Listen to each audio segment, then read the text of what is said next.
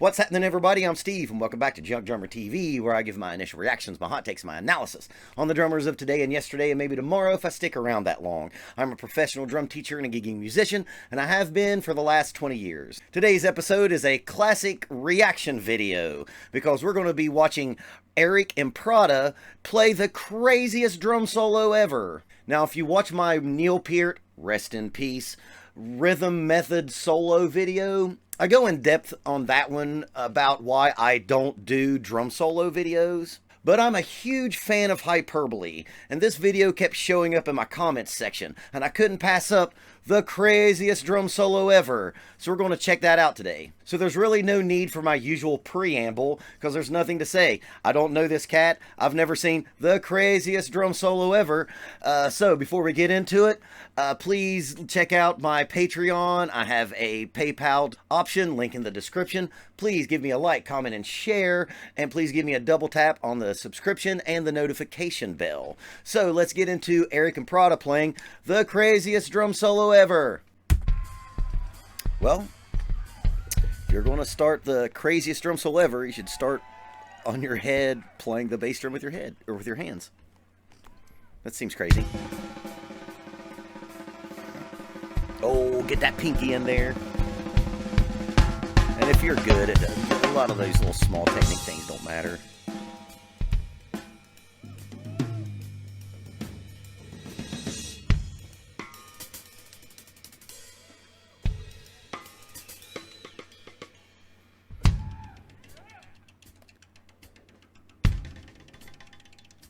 What?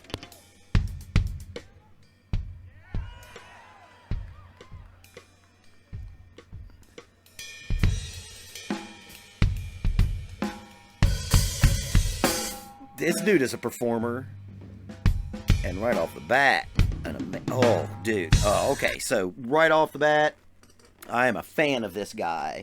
He's playing a solo. I guess this is like a competition. It's from like a Guitar Center Drum Off 2012. I'm not a big fan of like drums as a competition, but he's easing into something. He's not just coming out and blowing all the chops off right off the bat. He's being flashy. He's being entertaining. I love the fact that we're going to watch the craziest drum solo ever, and he's playing a four-piece drum set. He's got one crash. He's got one splash, hi-hats, a ride cymbal, like the basic of what you would need to make any kind of music, I guess. And I guess he's got an octopad. I guess that octopad's going to happen later.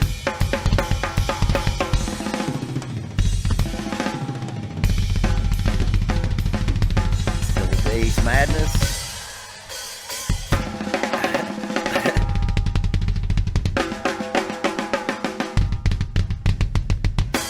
Okay, right there. If you know anything about African music, that is call and response. He played some rhythm on the snare drum. He did this twice. I think he's doing it again. Played some rhythm on the snare drum and answered it on the bass drum. That is classic call and response and very cool. This guy's an alien. Little Herta, playing the Herta down there. Where I'm from, we say Herta. Not a big fan of like stick tricks, but if it's entertaining and you're playing this kind of badass shit, you can get by with it.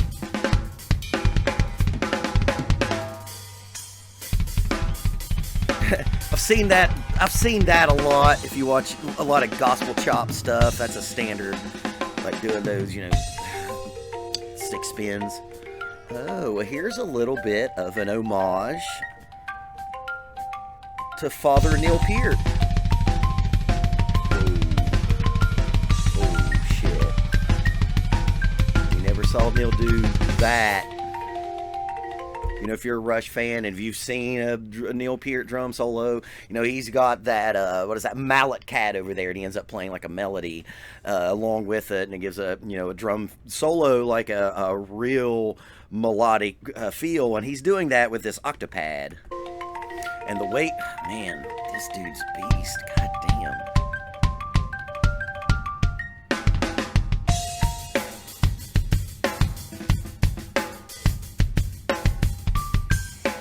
Showing they got some big groove. Yeah, boy.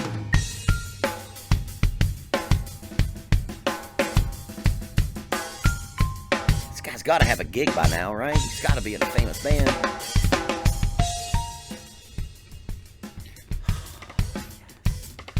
Yes. Oh my God. I'm fucking loving it so far.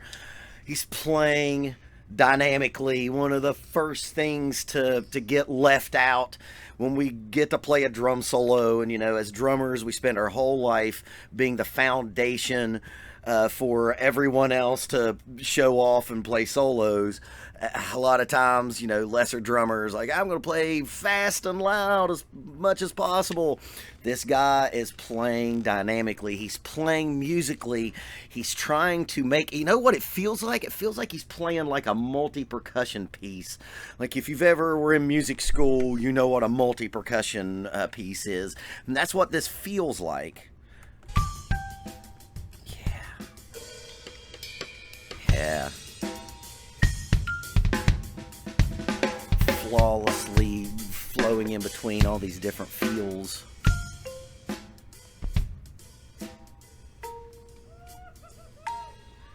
Yeah. And now here we go. Yeah. This is the part where everybody in this is the part that the non-drumming crowd wants to see. They want to see over the top choptastic madness. And you got to give it to them at some point in the solo.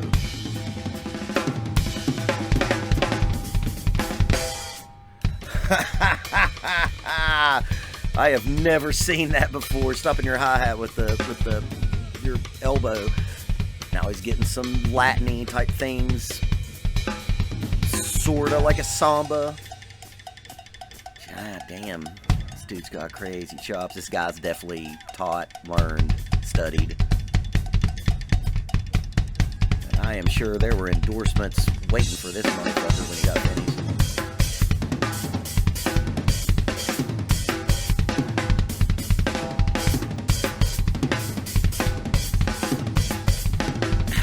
That's my hero.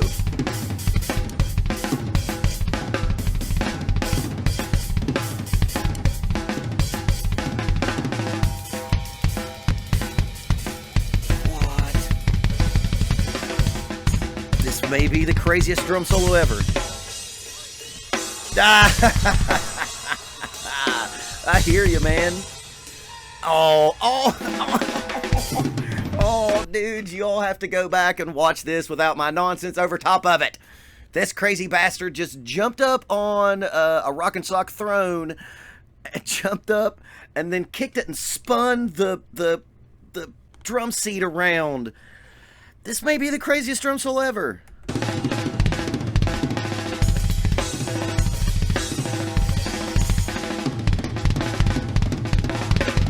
You gotta get to that finale with this kind of stuff.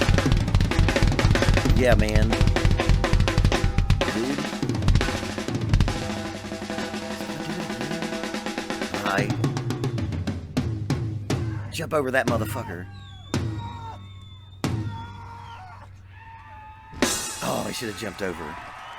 Whoo, that may be the craziest drum solo I've ever seen. That's cool. Like I said, go watch my Neil Peart drum solo video, and I go very in-depth and about how I'm not a big fan of doing these kind of videos for drum solos, because on this channel, we're trying to talk about the approaches of drum set in regards to making music with other musicians, and, you know, that golden phrase we say around here, getting the gig. Watching a guy be that creative by himself, I would love to see him play with an actual band and see the kind of choices that he would make while, you know, rubbing his notes up against other musicians. Man, okay, the comment section, that may have been the craziest drum solo ever. That's real cool. There's so much study that goes on with what he just played. He went through, man, I think the only kind of, you know, trope that he didn't play was like a 2-beat. He played a little halftime shuffle in there. He played some hand-foot coordination stuff. There was linear things. That solo pretty much encompassed 85% of the styles that drummers try to be able to play. That was really cool, man. Thanks, comment section. I'm not a big gigantic drum solo fan. I like drums in the context of a song. But man, I'll watch stuff like that. That was not just your usual YouTube overlord chop master. That was creative, and it was interesting. And again, his dynamics up and down. Like, if you're just a drummer that just plays loud all the time, or if you're just a drummer that just tippy taps on the drums all the time, I ain't got much for you, because you're just taking out one of the most fundamental things that music does, which is, dynamic shaping. Yeah, I like that. Aric Improta. I would love to see a video of him playing with a band. I guess I should, end with this. My favorite drum solo is Joe Morello in Take 5. I've probably listened to that drum solo even more than Neil Peart videos or Neil Peart drum solos. The way that he solos and how melodic and musical he is playing over that 5/4 ostinato, it's I would say it's my favorite drum solo. So if you drummers are out there trying to play a drum solo, do that. Just be like that. Do the craziest drum solo ever, and don't just blow a bunch of chops, because you're really just showing off for yourself and maybe the 3 drummers that are in the crowd. That girl's not going to go home with you because you can play drums really fast. So if you enjoyed all that, please give me a like, comment, and share. Give me a double tap on the subscription and the notification bell. And remember, keep practicing until it's easy.